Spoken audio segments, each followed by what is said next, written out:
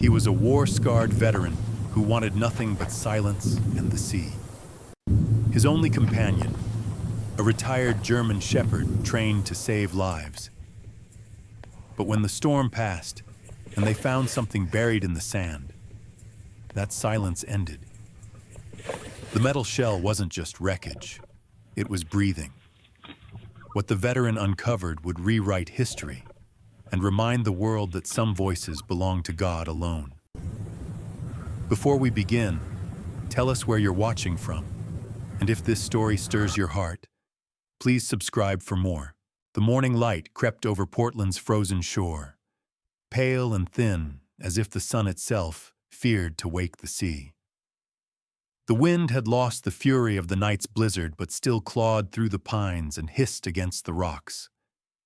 Snow lay heavy over the world, softening the edges of everything except the cold.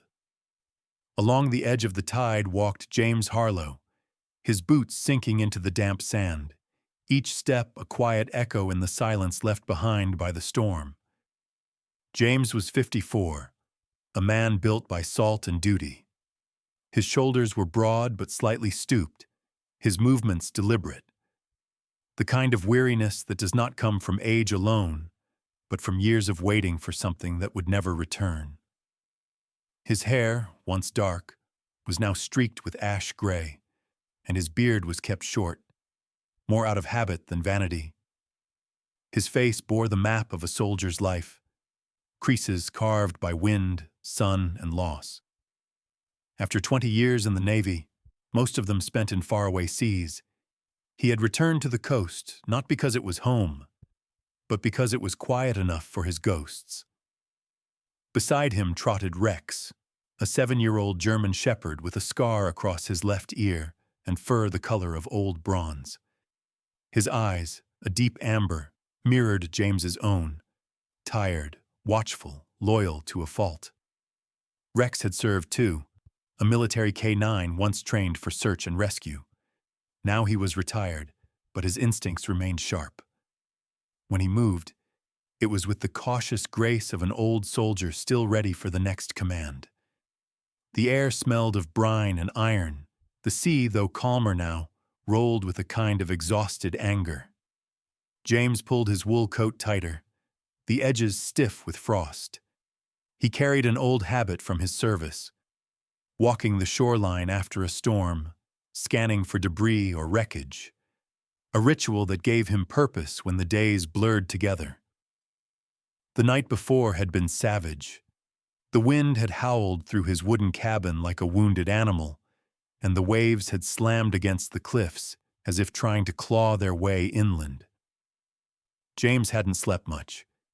He had sat by the window with a lantern and a cup of whiskey, listening to the sound of the storm battering the world outside. He thought of the men he had served with, those who never came home, and how the sea, in its endless hunger, had taken more names than any war. Now, in the silence after the storm, that same sea looked almost innocent again, glistening under a thin film of sunlight. But James knew better. The ocean had moods, and stillness was never peace. It was memory. Rex sniffed at a cluster of driftwood tangled with seaweed, then barked once, sharp and uncertain. James followed the dog's gaze toward the far end of the beach, where the snow had been disturbed. Half buried among the rocks was a dark shape, large, curved, and gleaming faintly under the gray light.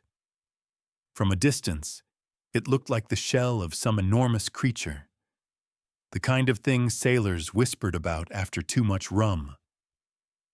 He approached, slowly.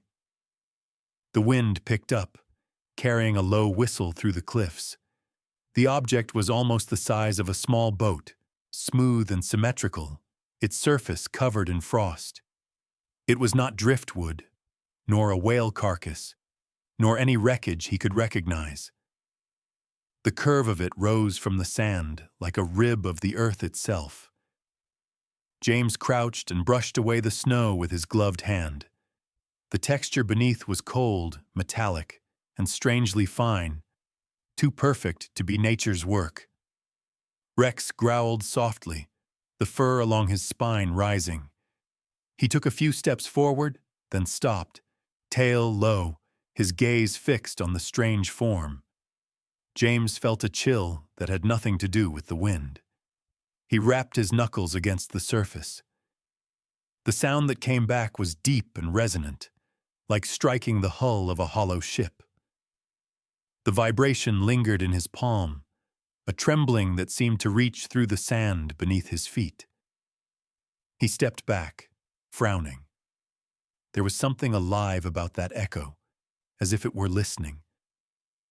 The sky had begun to clear, revealing thin veins of pale blue between drifting clouds. James wiped the frost from his beard and looked around. The beach was empty. No boats, no footprints but his own and Rex's. The object could have been debris from a wreck, he told himself, an old buoy or the casing of some experimental vessel. But the idea rang hollow. It looked too deliberate, too untouched by time. He traced the surface again and found a narrow slit running along the center, no wider than his hand. When he leaned closer, a faint breath of air escaped from within, cold, dry, ancient. It smelled of metal and dust, of years sealed away from the world. James froze, his heartbeat slow and heavy in his chest. Something about that exhalation felt wrong, like the sigh of something that had been sleeping too long. He looked at Rex, whose ears twitched back. The dog's gaze flicked between his master and the object, his breathing quick and uneasy. "You feel it too, huh?" James murmured, his voice a rough whisper. The sound of it seemed to vanish instantly into the mist. For a moment, he thought about calling someone, maybe the Coast Guard or the sheriff's office. But what would he say? That he had found a giant metal shell breathing under the snow. They would laugh, or worse, they'd come and take it away before he understood what it was. And James needed to understand. That was the curse of a man who had seen too much of the world's mysteries and not enough of its answers. He crouched once more, pressing his ear close to the surface. Nothing, only silence. And yet, in that silence, he felt a pressure, a rhythm almost like a pulse beneath the metal. His imagination, he told himself. He had been alone too long. The wind shifted, the sea sighed, and for the briefest instant, he thought he heard something beneath it. A low hum, deep and patient, like the ocean remembering a song it once knew. James stood, brushing snow from his knees. The tide was beginning to creep back in, licking at the edges of the dark form. He watched the waves climb and retreat, and a thought came unbidden. If I leave, the sea will take it back. Rex barked again, urging him away. The old soldier hesitated, torn between instinct and reason. Every lesson from his life told him not to meddle with what he didn't understand. But something in that metallic silence called to him, a whisper from the deep saying, "You were meant to find this." He took one last look at the horizon. The snow clouds were thinning, and the sun hovered weakly above the water, pale as bone. He turned toward home, Rex trotting close beside him. Behind them, the object sat half-buried, a black curve against the white sand. As the tide reached it, the narrow slit caught the faintest gleam of light and seemed for a moment to widen, just slightly, like a mouth exhaling in its sleep. James didn't see it, but he felt it in the heaviness that followed him all the way back to the cabin. The storm had ended. Something else had begun. The next morning dawned gray and brittle, the kind of light that made everything look frozen in time.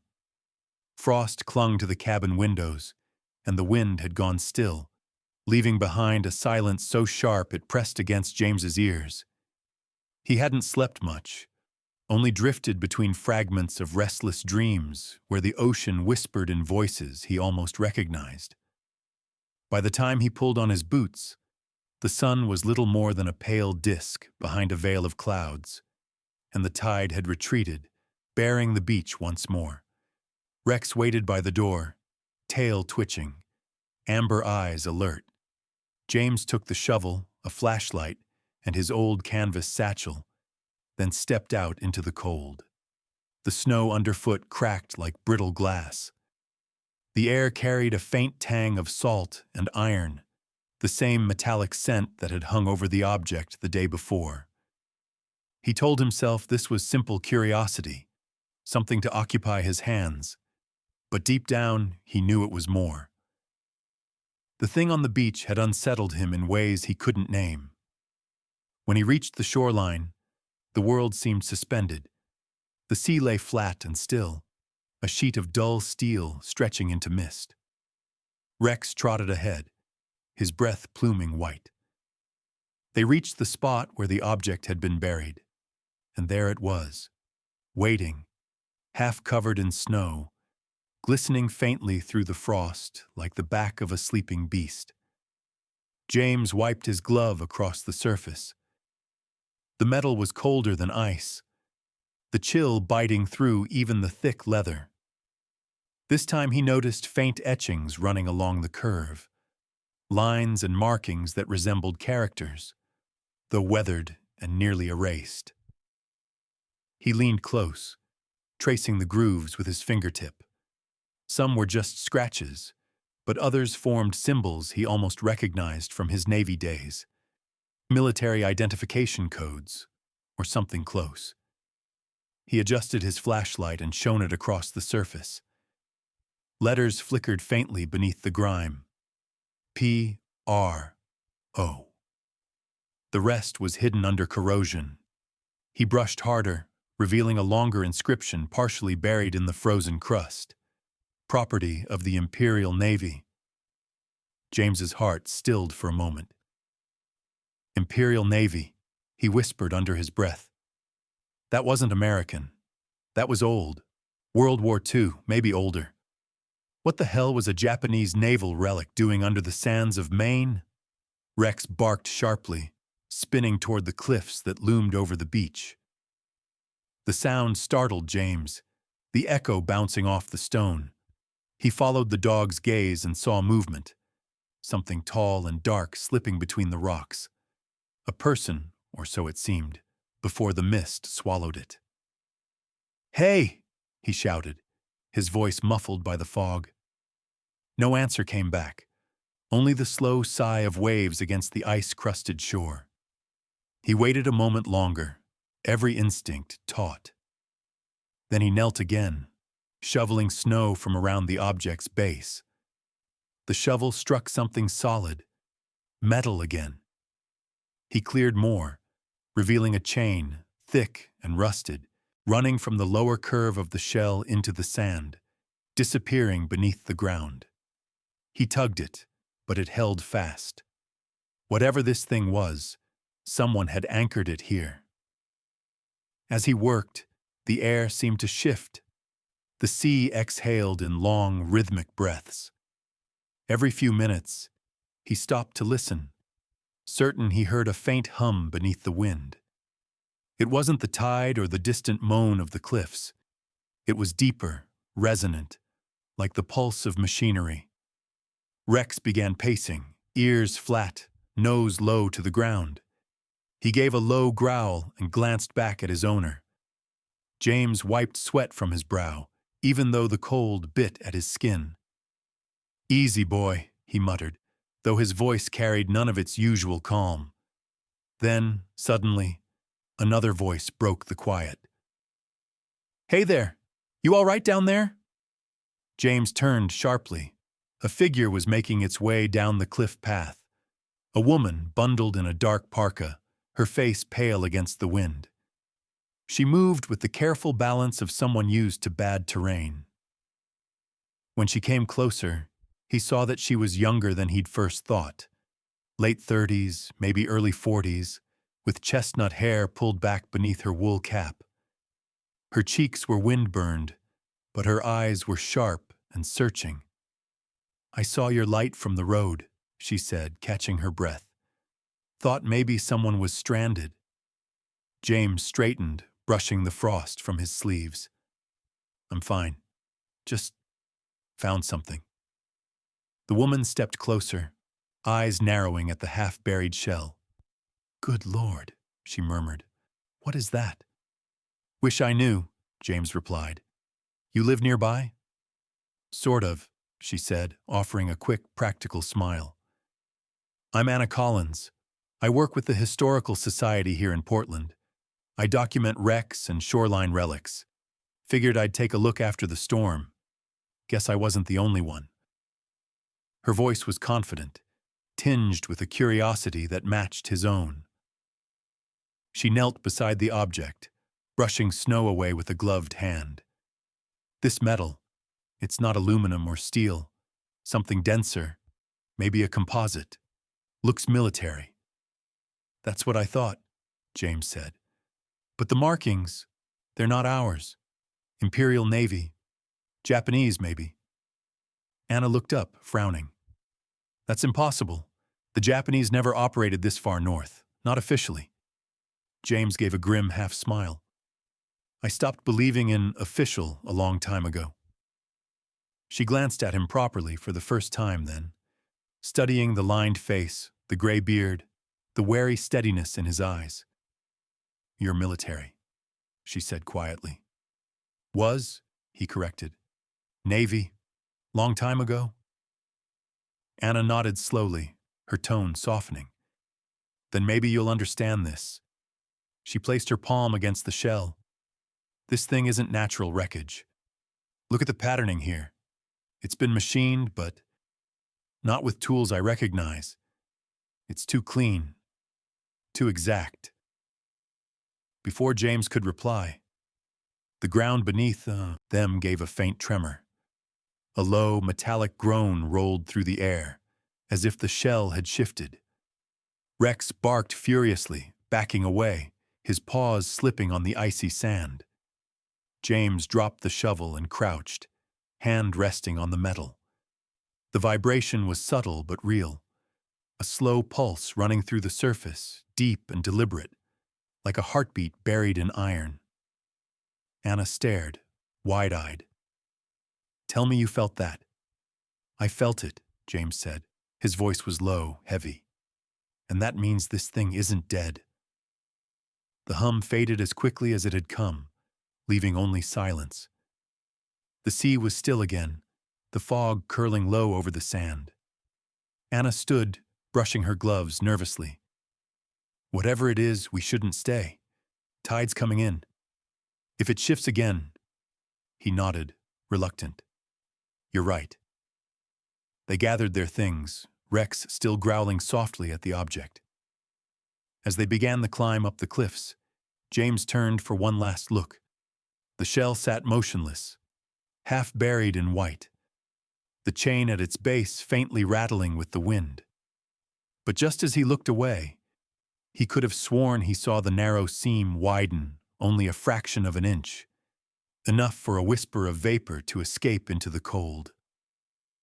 By the time they reached the road, snow had begun to fall again, soft and soundless. Anna glanced back at the beach. I'll contact the museum, she said. Maybe they'll send someone to take a look. But if you find anything else, call me. James gave a nod, though his mind was elsewhere. Yeah, I'll do that.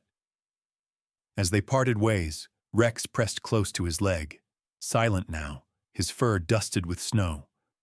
The veteran didn't speak, didn't look back. But as he walked home, he could still feel that faint tremor under his skin, the echo of something ancient and waiting beneath the ice. The ocean had given up a secret, and James knew he would not rest until he uncovered it. The morning was brittle and soundless, the kind of cold that seemed to make even breath heavy. James Harlow rose before dawn, his coffee untouched as he stared through the cabin window toward the direction of the sea. The world outside was a flat sheet of gray. He hadn't slept. Every time he closed his eyes, He saw that massive metallic shell under the snow, the faint tremor he had felt beneath his hands, the word Imperial Navy carved like a whisper from another lifetime. Rex lay near the stove, head resting on his paws, eyes half open but alert. The old dog had been restless too, growling softly at sounds only he could hear. By sunrise, James had made up his mind. He packed a crowbar, a hammer, a small flashlight, and a coil of rope into his satchel, then slipped his weathered coat on and whistled for Rex. The German shepherd rose, shook the sleep from his fur, and followed, tail low but obedient. Outside, frost covered the pines in brittle lace, and the wind carried the faint tang of the tide. The storm had not returned, but the air held that strange electricity, the kind that comes before something shifts. When James reached the beach, the fog had begun to lift in thin, slow ribbons, revealing the dark curve of the metallic object. The tide was low again, leaving the sand wet and mirror-like beneath his boots. He crouched beside the shell, brushing off a thin layer of new frost. Beneath it, the surface gleamed faintly, smooth as a mirror except for the long seam running across its center. The chain at its base was crusted with ice, still anchored deep beneath the sand. James took out the crowbar, fitting the tip into the seam. His breath clouded as he pushed. For a moment, nothing happened. Then came a deep metallic groan, followed by a long hiss as a rush of cold air escaped, smelling of rust and oil. Rex whimpered and backed away, his ears pressed flat. James coughed and waved the vapor aside, shining his flashlight into the gap. Inside, something caught the light, a glint of silver and shadow. He leaned closer, his breath held, and what he saw froze him. A hand, metallic, jointed, and eerily human. Its fingers were curled slightly inward, frozen in place. The craftsmanship was immaculate, each knuckle a work of mechanical precision, the steel surface dulled by time but unmistakably deliberate. It wasn't random wreckage. It was built. James swallowed hard. "Jesus," he whispered. The hand was attached to something larger, an arm, then a shoulder, all part of a humanoid frame. The rest disappeared into darkness, half buried under sand and twisted fragments of machinery. The smell of old oil hung thick in the air. He reached in carefully, touching the cold surface. It was solid but unnervingly warm beneath the frost, as if some faint energy lingered. Rex growled again, circling behind him. "It's all right, boy," James said, though he wasn't sure it was true. A sudden voice behind him nearly made him drop the flashlight. What the hell are you doing?" He turned sharply to find Officer Mark Layton standing a few yards away, bundled in a dark sheriff's parka. Mark was in his late 40s, tall with a square jaw and a week's worth of stubble that gave him a permanent look of mild irritation. His eyes, a washed-out blue, carried the dull vigilance of a man who'd seen too many winters and too many drunk fishermen to be impressed by much. Mark had been a local deputy for 20 years, steady and cautious by nature. He was also one of the few people in Portland who still checked on James from time to time, out of habit or pity. James wasn't sure which. James straightened, brushing sand from his gloves. "Just investigating," he said. Mark squinted toward the object. "Investigating what? You digging up scrap metal now?" "This isn't scrap," James replied. "It's military. Older than us both. Look here." He shone the flashlight into the slit. The beam caught the metallic fingers. Mark stepped closer, frowning. "That's... Christ, that looks like a person." "It's not," James said. "Not anymore. Machine of some kind. There's a label. Imperial Navy." Mark let out a low whistle. "Japanese. Out here?" You sure you're not reading too many ghost stories, sailor? James ignored the jab. You can call whoever you need to, but I'm not leaving until I know what this thing is. Mark sighed and rubbed his chin. You should have called me before you started prying things open. For all we know, it's a bomb or toxic waste. James shot him a weary glance. It's been sealed for decades. The war's long over. War's over, Mark said, but its ghosts don't rot easy. He looked at the object again, uneasy despite himself. All right, I'll radio it in. Maybe get someone from the base to take a look. James wasn't listening anymore. Something inside the shell had caught his eye. A small cylindrical object wedged beside the mechanical frame. He reached in with the crowbar, prying it loose. The cylinder came free with a metallic scrape, small enough to fit in his hand, coated in grime and barnacles. Stamped along its side, barely visible, was a single word. Archive. Mark noticed. What's that? Some kind of data tube, James said, slipping it into his coat pocket before Mark could look closer. Could hold schematics, logs, whatever this thing was. Yeah, or nerve gas, Mark muttered. Be careful. The wind picked up suddenly, carrying with it a sound. Faint, metallic, rhythmic. Both men froze. It came from the shell, low and steady, like the thrum of a heartbeat beneath metal. Rex barked wildly, retreating to the dunes. Mark swore under his breath. That's not wind. James stepped back, eyes fixed on the object. No, he said quietly. It's not.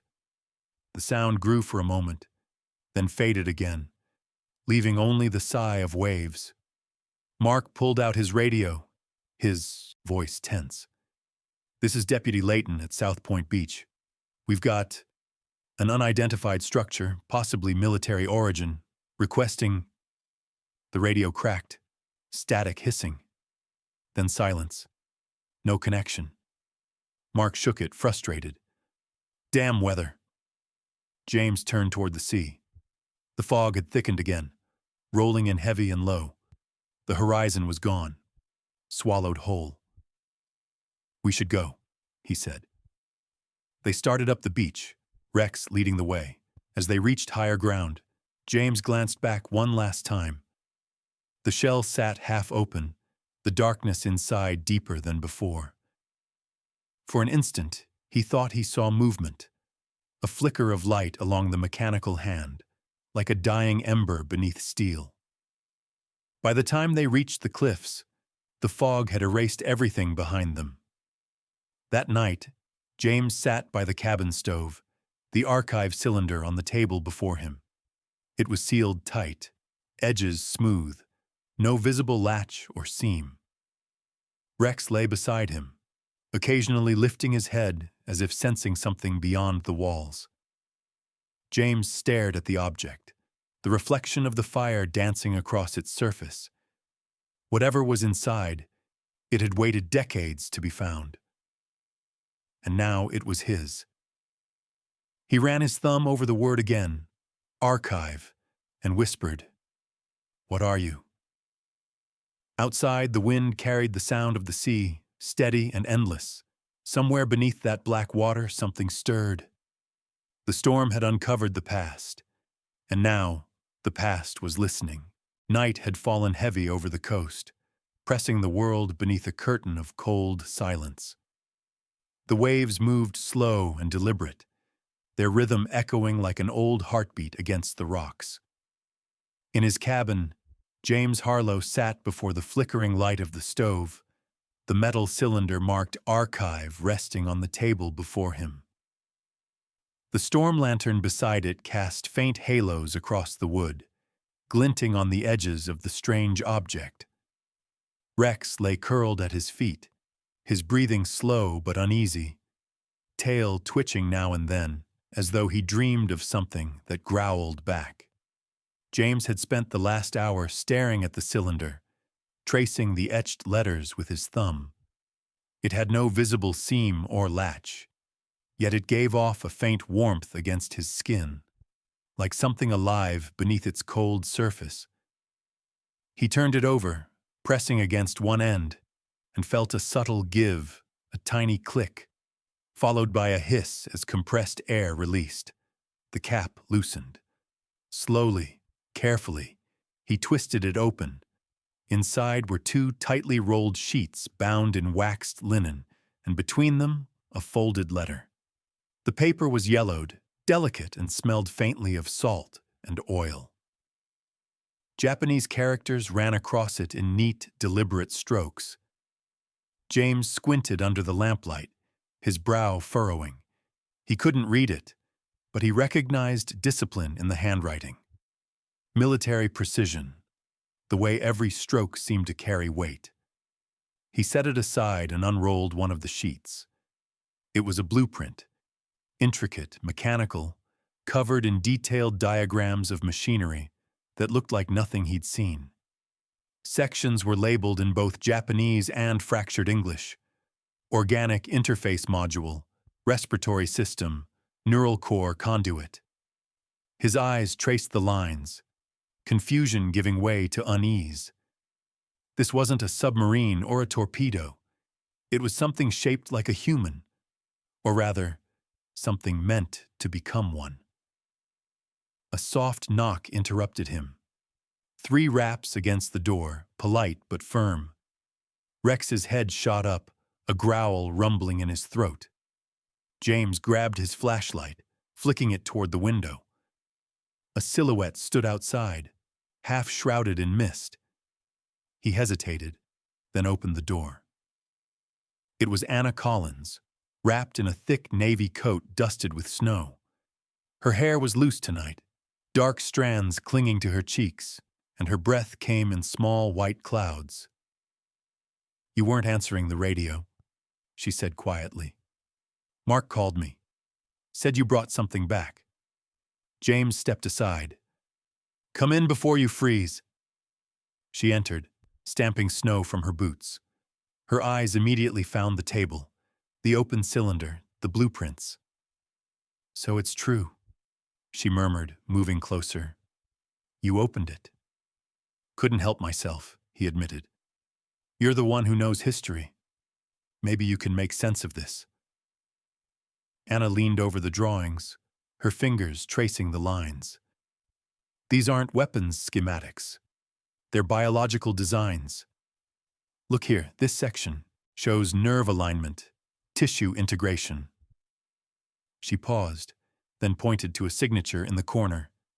H. Sato, 1944. This name, Sato. I've read it before. There were rumors. Scientists taken by the Imperial Navy during the last years of the war. They were working on something called Project Kaiju.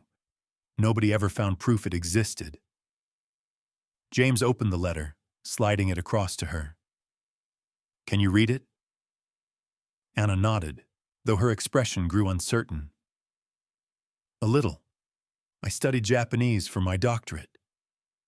She held the page under the lamp, her brow creasing as she translated slowly, line by line. "To whoever finds this record, my name is Hideo Sato, engineer of Project Kaiju, under order of the Imperial Navy. We were told we were building machines of survival, vessels that could live beneath the sea, that could adapt to its pressure and darkness. We succeeded, but too well. Our creation began to learn. It spoke without a voice, moved without command. It recognized its reflection in the glass. We tried to shut it down, but the ocean had already claimed it. It understood us, and it pitied us. I am sealing this record and the unit here, where no one will find it. If you have opened this, you have undone what mercy remained. May the sea forgive you." The words hung between them like smoke. James leaned back, rubbing his temples. So it wasn't just a weapon. It was alive. Anna looked up, her eyes wide, haunted. Not alive, self-aware. A long silence followed. The only sound was the ticking of the stove and the faint whistle of wind beneath the eaves. Rex rose suddenly, stiff and growling low. His ears were pricked toward the window. James turned his head. The faint metallic clang echoed from somewhere beyond the cliffs. Anna's eyes darted toward the door. "You heard that, didn't you?" James nodded.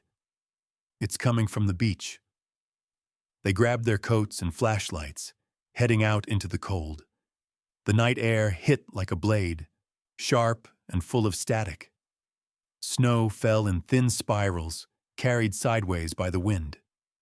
Down the narrow trail toward the shoreline, Rex trotted ahead, barking sharply. The closer they got, the more distinct the sound became. Metal on metal, distant yet deliberate, like something shifting against the tide.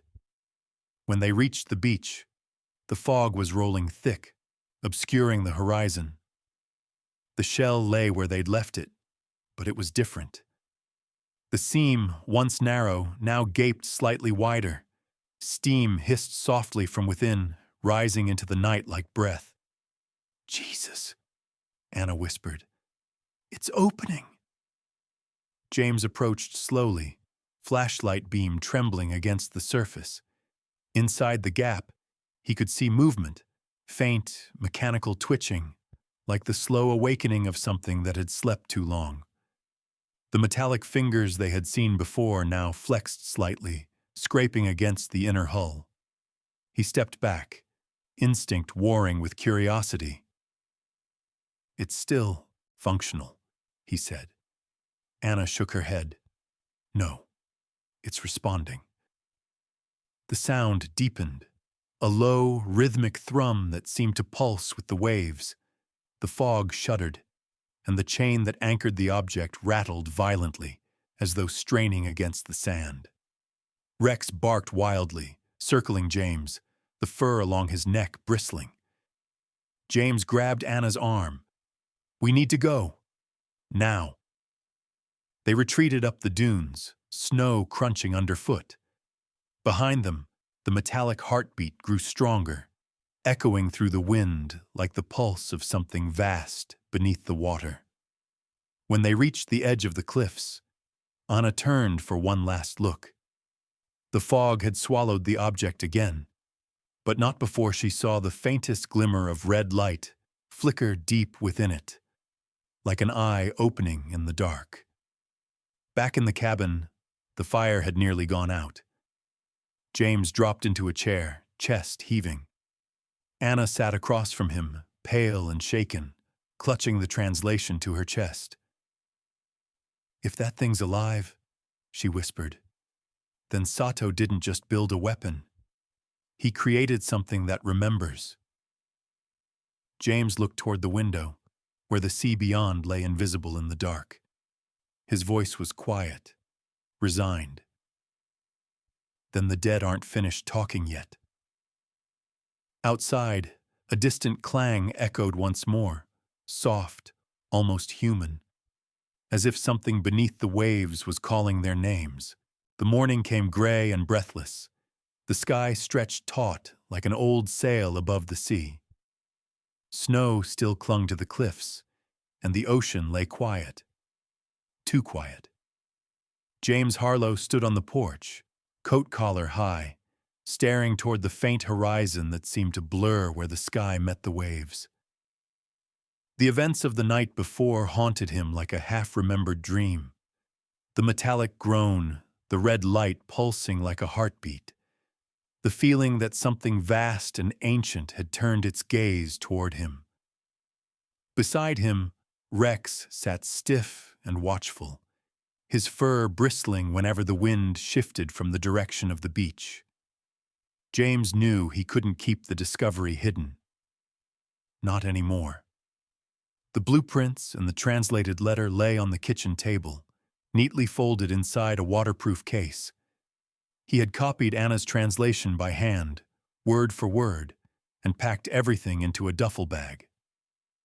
The archive cylinder, still faintly warm, he wrapped in cloth and tucked inside his coat. As he locked the cabin door behind him, He glanced once more toward the sea, a habit now, as though expecting it to call his name again. The drive to Boston was long and silent. The coastal highway wound through frozen marshes and skeletal pine forests, the air heavy with salt and memory. Snow flurries brushed the windshield like ash. Every so often, James caught himself glancing into the rearview mirror, half expecting to see the fog following him inland. Rex lay curled in the passenger seat, his head on his paws, but even in rest, his ears twitched at every distant rumble. By afternoon, the skyline of Boston appeared, jagged, gray, and alive with motion. The Naval Historical Museum stood near the harbor, a sprawling structure of stone and steel, its entrance guarded by two old anchors and the rusting hull of a submarine displayed as a relic of war. James parked, slung the duffel over his shoulder, and entered. Inside, warmth met him, and the faint hum of old lights. Exhibits lined the halls, maps, torpedoes, faded photographs of young sailors frozen forever in sepia tones. He felt a strange unease, as if the walls themselves were whispering names he'd once known. A receptionist directed him to the private archives section, where he was greeted by Dr. Leonard Voss, a historian specializing in naval engineering. Dr. Voss was in his early 60s, tall and wiry, with thinning white hair and spectacles that caught the light like shards of glass. His tweed jacket smelled faintly of tobacco, and his eyes, sharp and restless, had the habit of dissecting everything they saw. "Mr. Harlow," he said, extending a hand. "You mentioned a discovery of Japanese origin?" James nodded, setting the duffel on the table. "Something washed up near Portland after the storm. You'll want to see this." As James unfolded the blueprints and placed the archive cylinder before him, Voss's composure faltered. He adjusted his glasses, leaning closer. "Good Lord. These markings and the engineering. You say this was found intact?" "Buried under sand and ice," James replied. "Sealed shut until last night."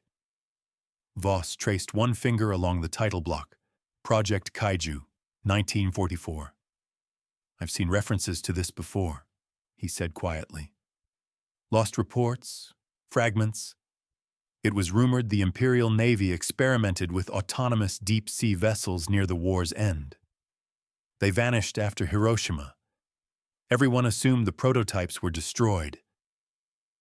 James unwrapped the letter and slid it toward him. This was inside the container. Voss read silently for a long while, his lips tightening with each line. When he looked up, his expression had changed. No longer academic curiosity, but something close to fear.